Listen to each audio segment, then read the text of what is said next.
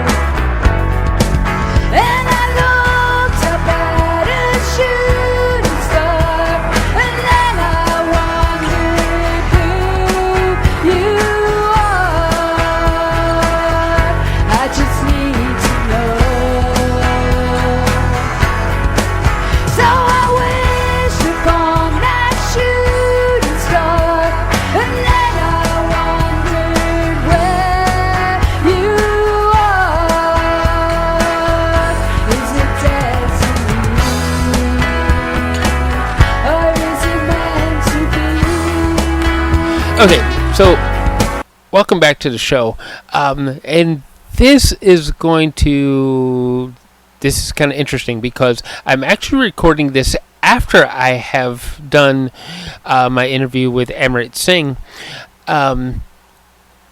instead of ahead of me doing my interview with Amrit Singh. Most times I record these ahead, but you're kind of wondering why I'm going on about when I'm recording it versus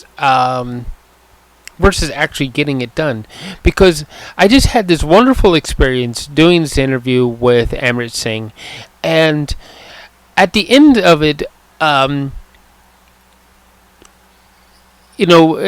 there's a lot of people who make these offers, and they've put these offers out there, and they're there to create some scarcity and to entice us to jump in on board with what it is that they're doing. But in this case, I don't think that's quite as true for Amrit Singh. So when you go into the show notes, you're going to see a link that is going to lead you to a 90-minute clarity call with Amrit Singh. And that 90-minute clarity call, he's going to work with you on exactly that. And I have it open in front of me right now.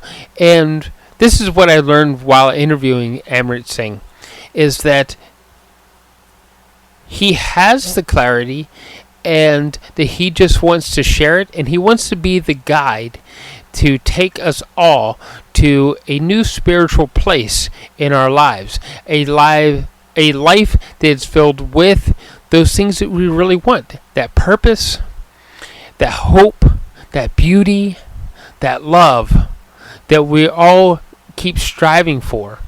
And he has some of those answers, and he just simply wants to put those answers out there so that he can create a beautiful universe around all of us. So why don't we listen to the interview that I had with Amrit and see why it is I'm excited to go schedule a clarity call with him in the next few days.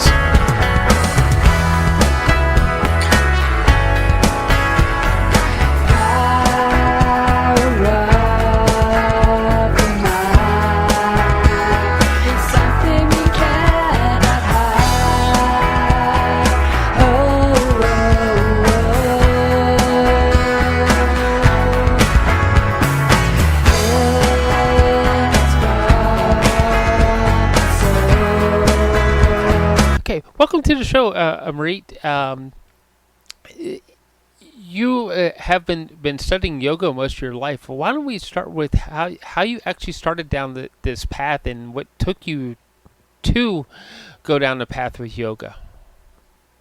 Yeah, thanks for having me, first of all. And My journey into yoga, now that I'm almost 50 and I look back on my younger years, I can see it really started when I was very young, and I was always interested in the magic of life, in those special things and special abilities, and what the human mind can do, what the human body can do. And I think it's something so similar to what a lot of kids go through, because as a kid, it's just normal to believe in magic and believe in superpowers and believe in all these kinds of things, Hmm. which now that I have studied this for such a long time, I realize it is a very common thing. We have these abilities deep down inside of us, and we can learn to connect with them. And so my journey started when, yeah, when I tried to figure stuff out when I was a teenager. And you know how that goes, and I'm sure many of your listeners know how that goes when we figure stuff out as teenagers, Yeah. and we're just like, ooh, you know, like you get all these ideas and you try different things. And so for me, my first real deep spiritual experience was by smoking weed. And now suddenly I was like, oh my God, smoking weed is the way to go. I just have to do more of it and do it all day long. So I did that for a couple of years, and it backfired because as anyone knows who has smoked weed before, and when you do that, a lot of it, it will just get you into this, couch potato, which doesn't move and doesn't do anything, and nothing ever happens, and your whole world just happens inside your head, and your life doesn't move forward. Hmm. But when I found yoga with 19, I had the first time this experience, which I just knew from taking drugs, with my own body, without drugs, in a way where I could really experience this expansion inside of myself. And I was like, oh my God, I found the magic solution. I can connect with my own spirituality, and I don't need something from the outside to take me there.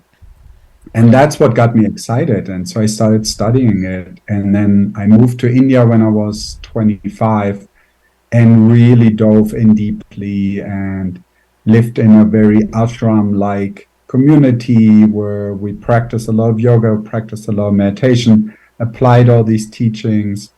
That's kind of where the beard and the turban are the leftover from that, because at that age, I I found how powerful these tools can be of identifying in the outside with my spiritual journey.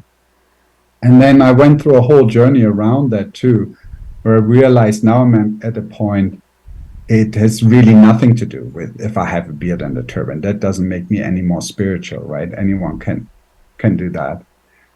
But it has helped me for many, many years to become a tool. So same way as the yoga was a tool for me, same way as the meditation was a tool. But I learned now that really these are just tools, and they shouldn't be confused with this is the one and only way to come to your spirituality, because we all are spiritual beings having this human Right. experience. And so yeah, there's tools we can use. Kundalini Yoga is one, meditation is one, a beard is one, a turban is one, long hair is one. Like there's many tools out there which work for that.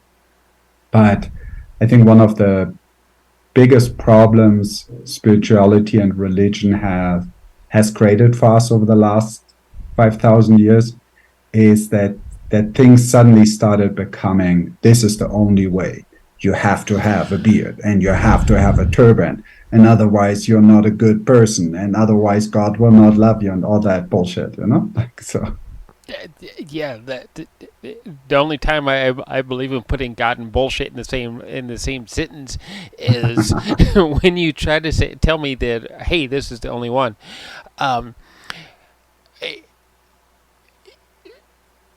my spiritual belief and my faith tells me that God is the way to my spirit and the way to follow God is any way that leads to a loving place.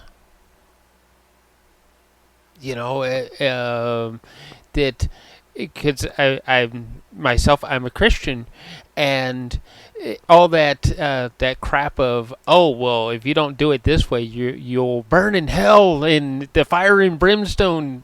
Uh, no, it's Oh, the got problem to. is this worked really well 500 years ago, 1,000 years ago, Hmm. because you got more people to the church, you got more people to do righteous and good actions, the community flourished. And so all these things were just like some guy, and unfortunately it was always the guys, it was never the ladies, Yeah. came up with this great idea, said, we just tell them all if they don't come to the temple or to church, then they go to hell. Well, And so, look, everybody's coming. We fixed it. yeah, yeah. And we go back far enough. Like we go back a few thousand years ago, and we'll discover that, hey, you know what? Covering ourselves in the bright sun is a good idea. We don't get as sick. Not eating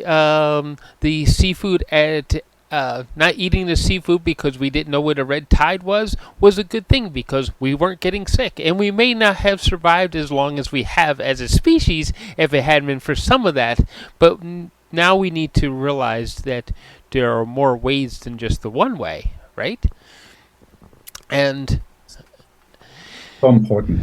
yeah, so I That we're all the same, too. That's another thing, just because we chose different paths to come back to source energy, or mhm. we calling God a different name in a different language or in a different religion, doesn't change the fact that we're all on the same journey. We're just using different tools. Right, right. I like what you're saying with that.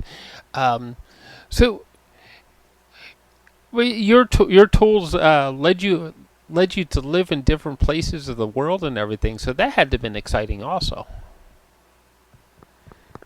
Yeah, that was extremely exciting. I mean, to live in India and to move around the world and experience different cultures has been just as eye-opening for me as my spiritual journey was, because it allowed me to see how other people live their lives and how other cultures live their lives. And I think that's something I would certainly recommend to everybody who's ever thinking about going traveling, or, not just go to the beach spa resort for 2 weeks and then fly back home and say, oh, I went traveling, right? But to really get in there and connect with people and connect with how they live their lives has been super eye-opening for me.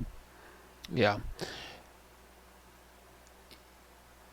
In um, well, when you say traveling, as opposed to as we're going to the beach resort or something like that, so you went and you interacted with the people who lived there full time, right? Yeah, exactly. And it was also a very integrated way to connect with their culture and connect with their essence and connect with how you can live your life in a very different way than it was for me growing up in Germany as a teenager. Yeah. What are some of the things that have become part of you from different parts of the world? Well, for India, I learned that spirituality is not this pie in the sky idea of, oh yeah, I do that on when I go to my temple, when I go to my church, when I say my prayer, but really an integrated aspect of my reality now, where every part of my reality relates back to my spirituality. Whatever that is, the way I work, the way I interact with my wife, the way I raise my children, whatever that is, like, it always has this in India, it's so deeply connected with how people live their lives that it can also become a problem because, it's hard to separate those little pieces. But it's really, it's a deep integration I learned from that. Yeah. And then, of course, what I learned in Germany, which is really easy to do in Germany, is to have a good work ethic, because we Germans, we love to work. That's a big one, right? Do Yeah. work and do it really well and be on time and do it really perfect. And then now what I'm learning here in Mexico is to relax more and have more fun and enjoy life more and enjoy family more and enjoy friends more. And so it's been really a great combination for me. Okay. Yeah. So I know here in Canada we keep hearing about the big things are hot yoga, Berkham's yoga, and it's all these things that are based on exercise and the perfection of this pose and movement of this way and all. And when I actually found myself into yoga with this one particular lady, the first time I worked with her in yoga, I was extremely exhausted, and I found myself in her studio. In the middle of the class, I fell asleep for like 2 hours. Oh, The rest of wow. the class had left, and she left me where I was because You needed um, to sleep. I right. And when I woke up, I said, "Oh, I'm so sorry I fell asleep. We were supposed to be doing yoga and all these movements that I missed out on." She says, "No, actually, you're starting to understand the point of yoga is to bring your body to a whole place. That's why I left you where you were." Beautiful, beautiful. Right. So I saw this new word with yoga that in your introduction Yeah. that I've never seen before. So why don't we talk about what yoga means to you and why this particular word is significant? Well, Kundalini Yoga is a very old and used to be very secretive technique, which wasn't taught openly just up until 56 years ago. Um, and so it is a thing which maybe I can explain the word first. The word Mm-hmm. Kundalini means, it's a Sanskrit word. So it's an old Indian word, and it refers to the coiled up energy which rests at the bottom of your spine. And it sometimes is translated into the serpent energy. And it's an energy which, when it uncoils and rises up your spine, allows your body and those energetic centers we have in our body, our chakras, to get activated and to get into balance and to open up. And so what Kundalini Yoga does is it allows for this expansion of your natural energy, which is already there, lying dormant at the bottom of your spine, and allows this energy to rise up. And what happens when this energy rises up is suddenly you feel very connected, you feel very strong, you feel very energized. That's where these stories come from, where like a mother will pick up a car because she sees her baby under it. And like those kinds of experiences where the body really comes into full action and expression, how it's meant to be. Wow. Okay, that's so like the I guess scientists tell us the adrenaline strength is based in that coiled energy at our spine. Well, the coiled energy is the energetic aspect of it. Right. Like your body is capable of these things. Same Mm-hmm. as your body is capable of telekinesis or like being able to be in contact with someone on the other side of the world, or even like to go as far as levitation. But the body will not activate those centers unless the energetic activation happens first. So this is the Mm-hmm. first part of what happens, is this energetic awakening. Wow. Okay. Yeah, I think I'm really starting to grasp what you're getting at. Um, so it allows our being to and our energetic being to get better or fuller control over our human body. Exactly. Because everything which happens in nature, and for us as humans is the same way, is Mm-hmm. always stored in the energetic seed, right? Like for us, for when a human body develops, it develops out of the semen and out of the egg and out of that combination. And the whole blueprint of the human body and the whole capacity is already there. And Mm-hmm. that energetic blueprint is there, even though you just have this tiny little cell which expands. It's the same like for a tree. The beauty of this big, beautiful oak tree lies in that single seed, which has all the information stored in it and then develops according to the blueprint. Okay, so it's also about the transfer of energy that's stored in the seed itself. The seed of the seed, that basic seed of life. Exactly. So the energetic imprint is already there. So in the seed of us as humans, all these capacities and this expansion is already there. It's something which we can access. And the way to access it is through activating this energy, which is also already there.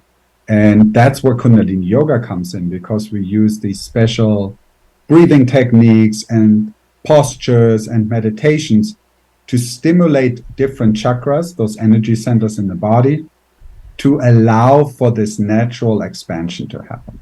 So it's not something you put in from the outside by doing the yoga. And the more yoga you do, the more you get out of it. But you practice the yoga, and that allows your body to come into energetic alignment, which is why in the other forms of yoga, they use the physical alignment, Mm-hmm. where you practice, and you said that earlier, you practice that perfection of a certain posture, which takes you 20 years to get your body to that point.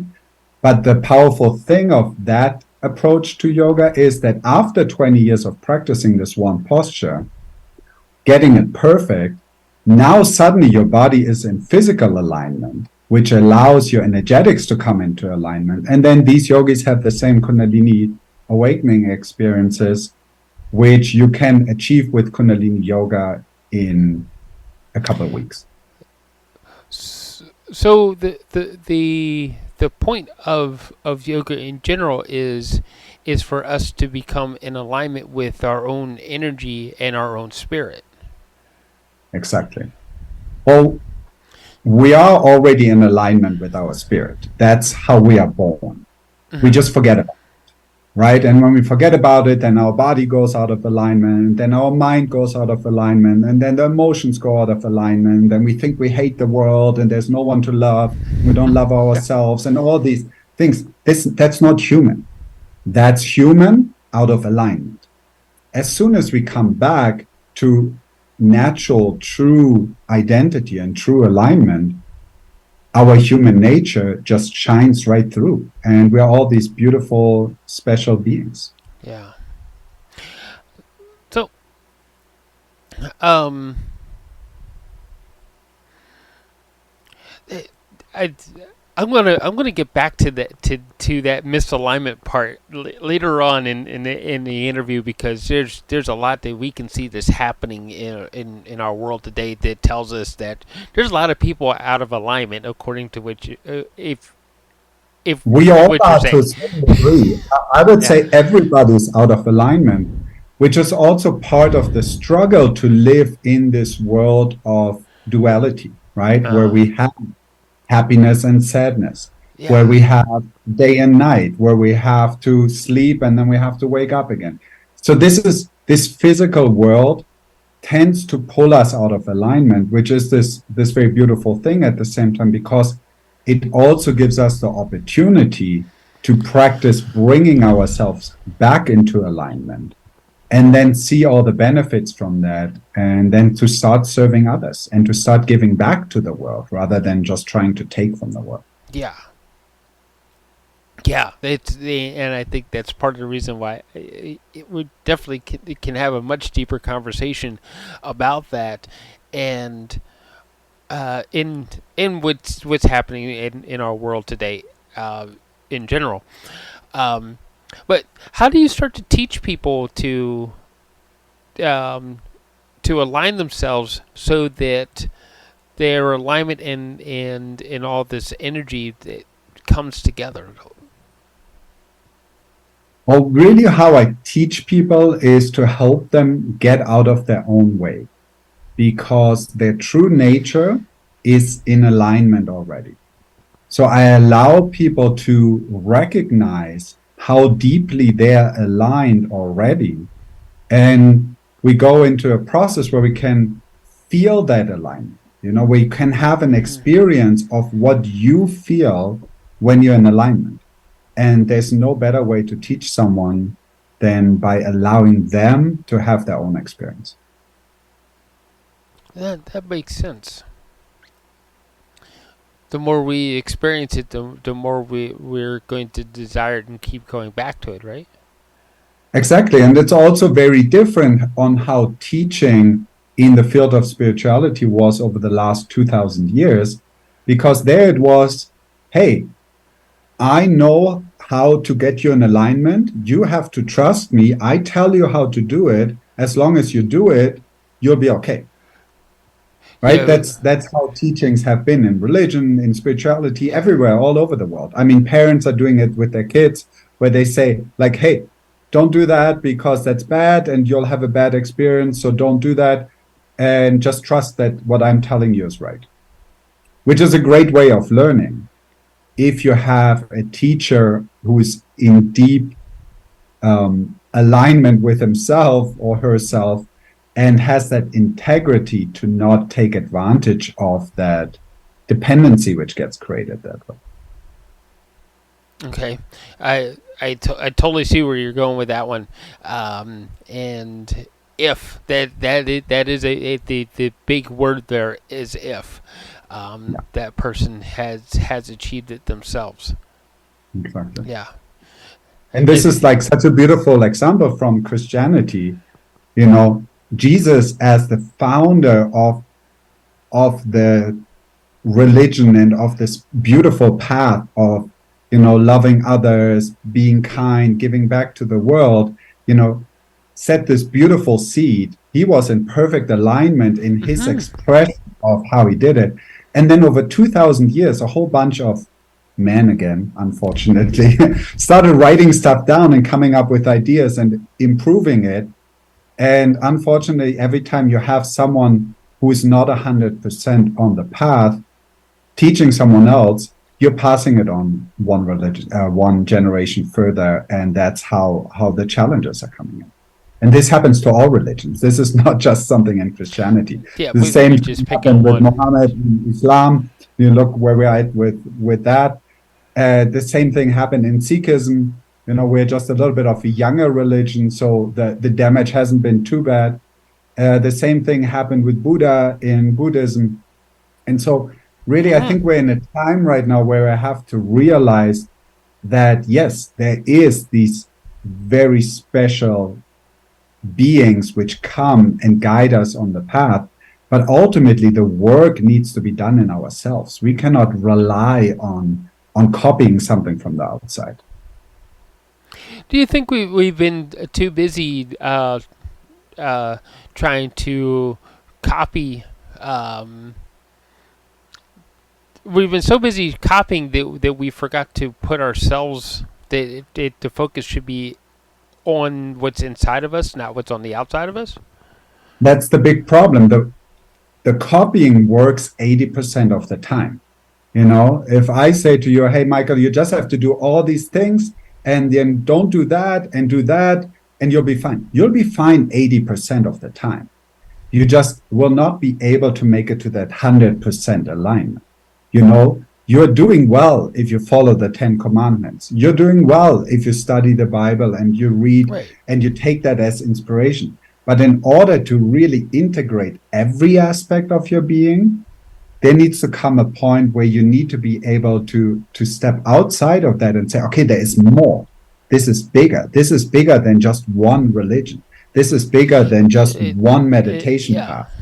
And so that's where this beautiful thing comes in again. When you have the experience in yourself, that's when you can really go that deep and integrate everything.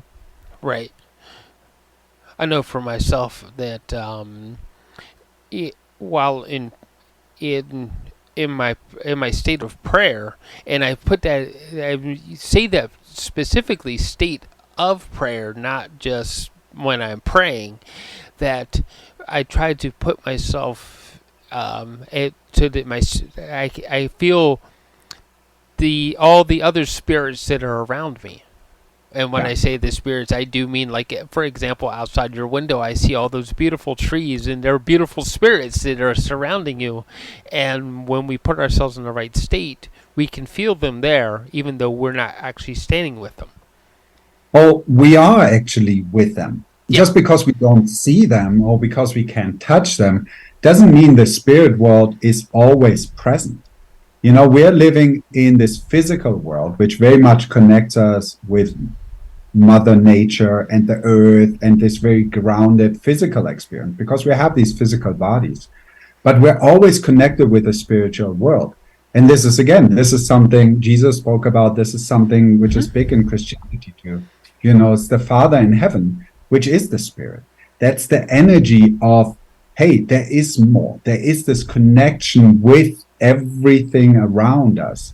And it's just as much part of our identity as all the physical stuff is that we can touch. Yeah. And I think that is the end point, is that all of it is just as important as the rest of it. Yeah, exactly. So, it kind of sounds like a backward statement, but but when you start to get in deep inside of this of the spirit, then that statement will make more sense, right? Yeah. So you become more of a guide than a teacher.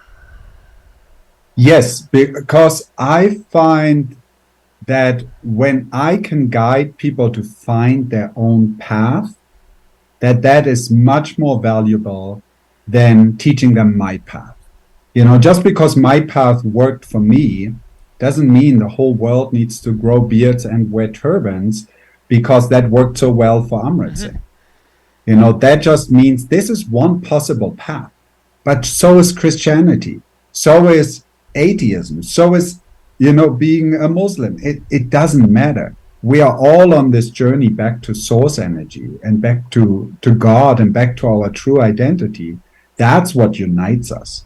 Not these little differences that we look a little different, that we have different skin color, that we have a different gender, that we identify differently, that we have different sexual preferences, whatever it is, right? It's really what unites us is that we're all here on this big journey to learn and to grow into our true potential. Right. Then I know that makes sense for me.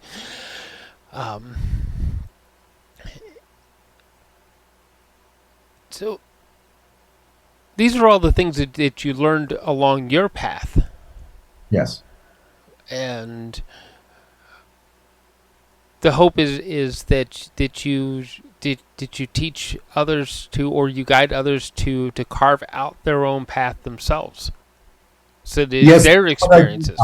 Exactly. That's what I do now in my work as a life coach, which I have a lot of passion for and I really enjoy doing because it's not about, when I work with a client that I need them to learn Kundalini Yoga. It's not about that I need them to renounce their religion and become a Sikh and have a new view on life. I pick up people at the point where they're at. And if someone is on their journey, that's where I support them with. If someone says to me in a coaching session, I really want to connect deeper with my Christian faith, that's what I coach them in on how to do that. And I'm not trying to stick in my idea, right? I'm not trying to convince them of something which is not their path, but I pick them up where they're at and I help them to elevate that and use that for the betterment of the world. Right. And again, that makes perfect sense. So how do you, when you're doing the life coaching, how do you actually get people to reveal what it is that they truly want, what their true goals are, and what their true spirit should be? For me, the technique which works the best is to ask a lot of questions and for me to shut up. So I speak very little in my coaching sessions, and I'm guiding the client along the path to explore deeper of what's going on inside of them. Sometimes I will do a little guided meditation with them, which is very basic, where we really just connect on the energy of your heart and connect on yourself and connect to your breath and really feel yourself. Because when you come to that point, same as you were talking about, when you go into that experience of deep prayer, you can feel everything and and you have the answers inside of you. So I never assume that I have the answers for my clients. But what I'm good at is guiding them to find their own answers and then to hold them accountable to say, hey, remember last time when we talked, you said your answer is this. Now it's time to take some action on it, because otherwise, where are you going to be with your answers, right? If you know what you have to do in this lifetime and you don't do it, and then you say, oh, I'm so miserable, that doesn't work, right? If you know, because that is what you need to do, not what I have to do, what you need to do, and you're not doing it, that creates that state of misery, that creates depression, that creates anxiety, that creates all these issues our society is so plagued with. I think that is one of the most beautiful and the most important statements that anybody's ever made in one of my interviews. It is. It's about what's inside of us, not what's on the outside of us. So, and I'm actually trying to cram a lot into this, because there's a lot of important information that you have, and because one, you told me at the beginning of this that your electricity was running low. It came back. It came back 20 minutes ago. I got and yeah, and we only have and we only have 40 minutes, so that's not a lot of time. How do you get people to create their oneness with our universe, and to create that sense of well-being, that they stay centered even after they're finished with you? Well, what I do is I remind them that they are already in oneness with everything. They might have forgotten about it. They might have gotten distracted, or they gotten really, really busy and done a lot of things, and that kind of pulled them away from that. But the whole idea is to plant a seed of knowing that you are one with everything, to allow them to experience that through the process of my coaching with them, and allow them to develop skills and a mindset that allows that to flourish. And so then when someone is done with a coaching program, which is very different from when you go to a therapist, and you end up going 8 years, 10 years, 15 years. But the whole idea of a coaching is that I'm a guide and a helper during a transformational period. If you say, my God, I'm so unhappy in my work, I'm unhappy in my relationship. I feel like I don't want to get out of bed in the morning. Everything just sucks. That's the kind of people I love to work with, because we can really recalibrate their life and get them to a point where they say, huh, actually, I'm happy to get up today. I feel happy with the way I work. I feel happy with the way I earn money. I don't just go to a place where sit there from 9 to 5 doing some stupid activity which I hate, but I actually do something which uplifts me and which I would do out of joy anyway, and now someone is paying me for it. That's where I Right. get people to come to. Yeah. What does purpose mean to you? What's the Purpose. What does that mean to you? purpose? Oh, purpose is so powerful for me, because it's really something which, again, it's part of our identity. It's already there. We already have it deep inside of us. And as we are, clawing away and going through all those layers, like the layers of the onion, to shed away all the distractions, suddenly something emerges. And something emerges where people will say to me, that's what I have to do. That's what I came on this planet to do. And it's different for everybody, which is a beautiful thing too. Someone will say to me, I need to play music. Someone else says, I need to go dance. Someone else says, I need to teach young children to read and write. And if I can do that, I know my purpose is fulfilled. So it's a really powerful thing to help someone discover their own purpose. Right. And that As again. connected to that, Yeah. I actually would love to extend an invitation to you or to your listeners or anyone who's interested to connect with me if you want to learn more about it. I set this goal for myself for this year to reach one new person and serve one new person every single day. And so, Mm. if you want to be that new person, and I'm speaking to the listeners here, to be that person who gets served by me for free, by the way, um, write me an email, contact me, get in touch with me, follow your intuition, say yes to it. I will not try to hard sell you on my coaching program. I will honestly offer you 90 minutes of my time for free to serve you, to help you discover more purpose in your life and get one step closer to yourself. That's what I want to give back to the world. And so I want to make this like a public invitation. Great. So how do people get a hold of you to take advantage of this? I mean, the boring way is through my website. The fun way is through TikTok, because I post something new on TikTok every day and I really have fun on TikTok. So if you want to find me on TikTok, you can just write Amrit Singh and my videos should come up. And you can find me on Instagram. I mean, it's in today's time, it's so easy to find people and to get in touch with people. But what's not so easy, and this is because I made this offer many times and no one ever takes me up on it. It's a very mysterious, funny thing. What's not easy is to overcome this initial fear, which we all have to, oh, that's a new person. Oh, that person looks differently. Oh, I found out about this person on the internet.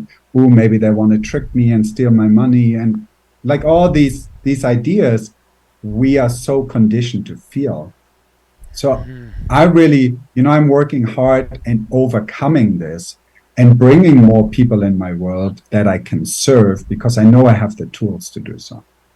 Right. Usually at this point, this is where I ask people about how they would create the more perfect world or the most beautiful world for themselves, and you're already doing that. It's like And I you, love it. It's so much fun. yeah. It's, I mean, so we can find you on TikTok if we type in Amrit Singh. Okay. Yeah. And if you spell that, please.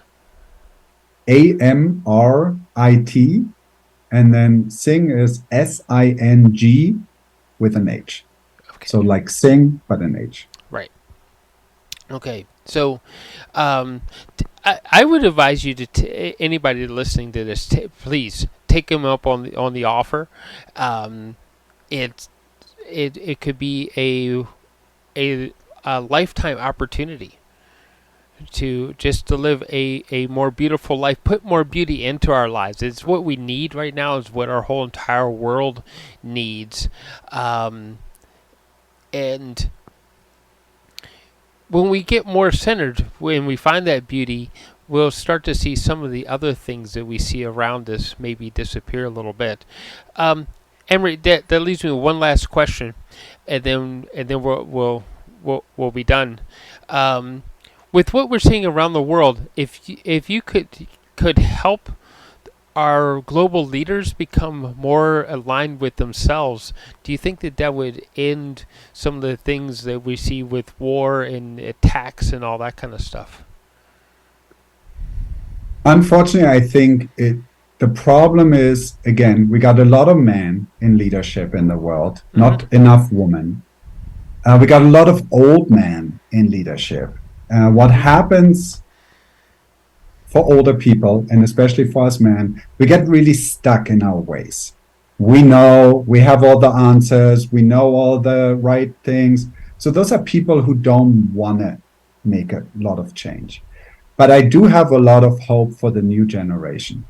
So if anyone listens who has children, introduce your children to spirituality, to meditation, to oneness with nature, to connecting. You know, this new generation, they don't want to hear anything about religion. They don't want to sit in a boring temple or, you know, like do like some dusty, boring thing, which might work for us, right? And we love it because we can see the beauty in it. But for kids, you have to put on a little bit of a show. And so I would say, like, make it exciting for kids to want to do spiritual things, to want to connect with magic in the world, to want to connect with meditation, to want to connect with source energy, to want to connect with God, to help them learn how to meditate and have them understand that when these heavy things happen in their lives, like a pet dies or something, where they can connect with themselves, they can connect with their love and their heart, they can connect with spirit world and connect with the spirit of their pet. And like, there's so many beautiful, magical things out in the world. We can teach this to our kids now. Those kids will be the politicians in 50 years from now and hopefully make much better decisions than this bunch we're having now. Yeah. All right. Thank you so much for joining us today. And thank you to our listeners for tuning in and listening and finding this podcast either on Apple, Spotify, wherever it is that they found it. And I ask everybody to click on the subscribe button and to go to TikTok and look for Amrit Singh. He's a lot of fun and just is simply a beautiful person. Well, thank you for having me, Michael. This was great. Help us to